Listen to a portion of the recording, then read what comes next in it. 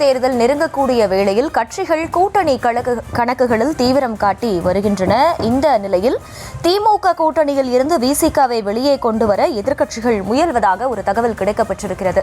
திமுக கூட்டணியில் இருந்து விசிக வெளியேற வேண்டும் என தமிழக பாஜக தலைவர் நயினார் நாகேந்திரனும் கூறியிருக்கிறார். அந்த பேட்டியை முதலில் பார்க்கலாம். நீங்க நேற்றைக்கு சென்னையில் சொல்லும்போது திமுக கூட்டணியிலிருந்து தேர்தல் நெருங்கும் போது கட்சிகள் பிரிந்து வரும்னு சொல்லியிருக்காங்க. இதுக்கு முன்னாடி திருமாவளவன் சொல்லும்போது அவர் பாஜக திமுக கூட்டணி உடஞ்சி பெரும் கிடைக்கும் நேரத்தில் என்ன காரணம் இது போன்ற நிலைப்பாடு சொல்றது? யதார்த்தம் அப்படித்தான் இருக்கா இல்ல அவரு மதிப்புக்குரிய திருமாவளவன் சொல்வது சரியான கருத்து கிடையாது. அவர் அப்படி விருப்பப்படுறார், உடஞ்சு போகணும் அப்படின்ட்டு அவர் விருப்பப்படுறார். நான் என்ன விருப்பப்படுறேன்னா அவர் அங்கிருந்து வெளியே வரணும்னு நான் விருப்பப்படுறேன். நீங்க நேற்றைக்கு சென்னையில் சொல்லும்போது திமுக கூட்டணியிலிருந்து தேர்தல் நெருங்கும் போது கட்சிகள் பிரிந்து வரும்னு சொல்லியிருக்காங்க. இதுக்கு முன்னாடி திருமாவளவன் சொல்லும்போது அவர் பாஜக திமுக கூட்டணி உடஞ்சி பெரும் கிடைக்கும் நேரத்தில் என்ன காரணம் இது போன்ற நிலைப்பாடு சொல்றது? யதார்த்தம் அப்படித்தான் இருக்கா இல்ல அவரு மதிப்புக்குரிய திருமாவளவன் சொல்வது சரியான கருத்து கிடையாது. அவர் அப்படி விருப்பப்படுறார், உடஞ்சு போகணும் அப்படின்ட்டு அவர் விருப்பப்படுறார். நான் என்ன விருப்பப்படுறேன்னா அவர் அங்கிருந்து வெளியே வரணும்னு நான் விருப்பப்படுறேன்.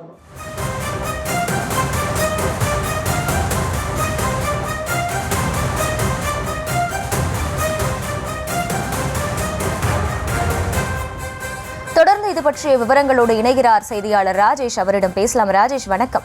கூட்டணி கணக்குகள் எல்லாம் தொடங்கி ஒரு பக்கம் நடைபெற்றுக் கொண்டிருக்க, அதிமுக பாஜக தொடங்கி இருக்கக்கூடிய தாவேகா வரைக்குமே விசிகாவை குறிவைத்துதான் அவங்க தேர்தல் கணக்கெல்லாம் அப்பப்ப பேசக்கூடிய காட்சிகளை பார்க்கிறோம். இப்பவும் கூட பாஜக மாநில தலைவர் நயினார் நாகேந்திரன் பேசிய அந்த காட்சிகளையும் பார்த்தோம். இப்ப விசிகாவுக்கு மட்டும் குறிப்பா குறிவைப்பது ஏன் அப்படின்னு இதை எடுத்துக்கலாம். அரசியல் வட்டாரங்கள் சொல்லக்கூடிய தகவல்கள் என்ன?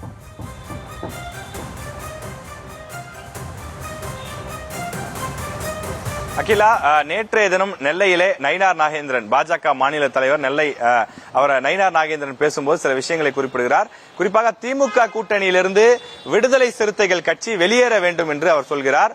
அது மட்டும் இல்லாமல் தொடர்ந்து அதிமுக பாஜக கூட்டணி உடைய வேண்டும் என திருமாவளவன் நினைக்கிறார் என்றெல்லாம் சில கருத்துக்களை தெரிவித்திருக்கிறார்.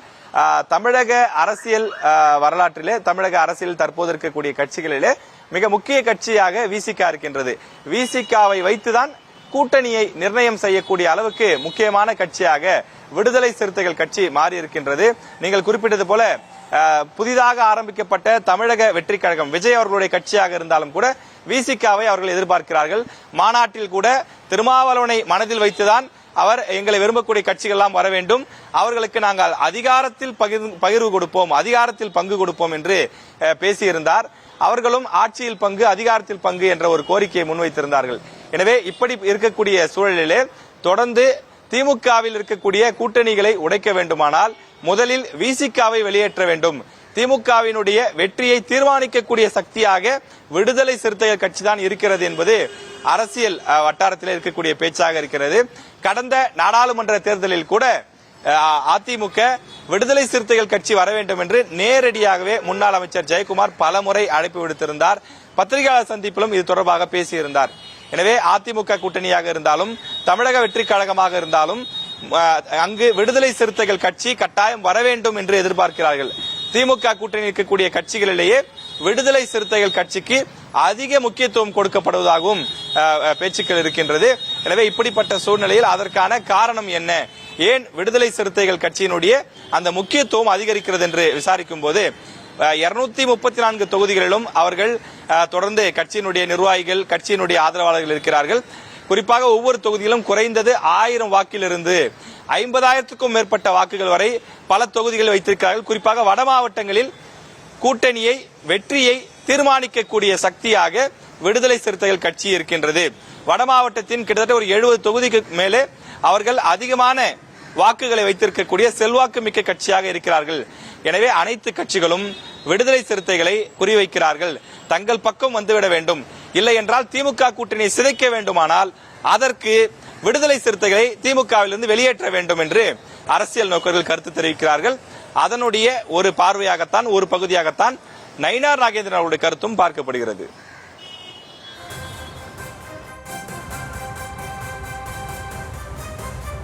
ராஜேஷ், இப்ப வட மாவட்டங்களை குறிப்பிட்டு பேசியிருந்தீங்க. அதே போல பட்டியலின மற்றும் சிறுபான்மையினருடைய வாக்குகளும் விசிக பக்கம் தான் இருக்கு. அதனால கட்சிகள் தங்களுடைய பக்கம் அவங்களை இழுக்கணும் அப்படின்னு நினைக்கிறாங்க அப்படின்னு எடுத்துக்கலாமா இது?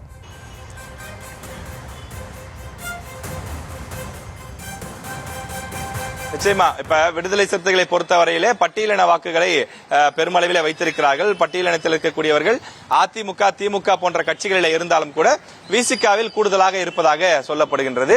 அதே போல சிறுபான்மையினர் வாக்குகளும் சில சதவீதம் அங்கு இருப்பதாக சொல்லப்படுகின்றது. எனவே விசிகாவை குறிவைத்து தங்கள் பக்கம் இழுப்பதற்கான முயற்சியிலே பல கட்சிகள் ஈடுபடுகிறார்கள். நாம் முன்பே குறிப்பிட்டது போல திமுகவினுடைய அந்த ஒற்றுமைக்கு காரணம் அவர்களுடைய கூட்டணி பலம் தான். அந்த திமுக கூட்டணியிலே விடுதலை சிறுத்தைகள், கம்யூனிஸ்ட் கட்சி, காங்கிரஸ் கட்சி, அதே போல மதிமுக, இப்படி ஒவ்வொரு கட்சிகளும் ஒவ்வொரு பகுதியில் செல்வாக்கு இருக்கக்கூடிய, குறிப்பாக கொங்குநாடு தேசிய மக்கள் கட்சி, இது போன்று சில பகுதிகளில் ஸ்ட்ராங்காக இருக்கக்கூடிய கட்சிகள் கூட திமுக கூட்டணிக்குள் இருப்பதால் அந்த ஒற்றுமைதான், அந்த கூட்டணி தான் திமுகவினுடைய வெற்றிக்கு பலமாக காரணமாக பார்க்கப்படுகின்றது. எனவே அந்த கூட்டணியை உடைத்தால்தான் நாம் வலுவடைய முடியும் என எதிர்க்கட்சிகள் நினைக்கிறார்கள். எனவே தங்கள் பக்கம் திமுகவில் இருக்கக்கூடிய சில கட்சிகளை எடுக்க வேண்டும். அதற்கு முதல் படியாக விடுதலை சிறுத்தைகள் கட்சியை எடுத்தால் நம்முடைய கூட்டணியும் ஸ்ட்ராங் ஆகும், எதிர்த்தரப்பில் இருக்கக்கூடிய திமுக கூட்டணியும் பலவீனமாகும் என்று கணக்குகளை போடுகிறார்கள். ஆனால் திருமாவளவனை பொறுத்தவரையில் தெளிவாக சொல்லிவிட்டார். பல பேட்டிகளில் அவர் தெளிவுபடுத்தியிருக்கிறார். நான் சீட்டுக்காக, பதவிக்காக இல்லை, கொள்கைக்காகத்தான் இந்த கூட்டணியில இருக்கிறேன். இது ஒரு கொள்கை கூட்டணி.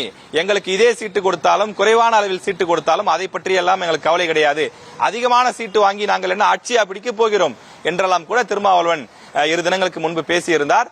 அப்படி கொள்கை நிலைப்பாட்டோடு, கொள்கை உறுதியோடு திமுகவிலே திருமாவளவன் தொடர்ந்து இருந்து வருகிறார். எனவே அந்த கொள்கையை, அந்த கூட்டணியை உடைக்க வேண்டும் என்பது பல கட்சிகளுடைய எண்ணமாக இருக்கின்றது. அது அரசியல் ரீதியான கணக்கீடுகளும் அதுக்கு பொருந்தும்.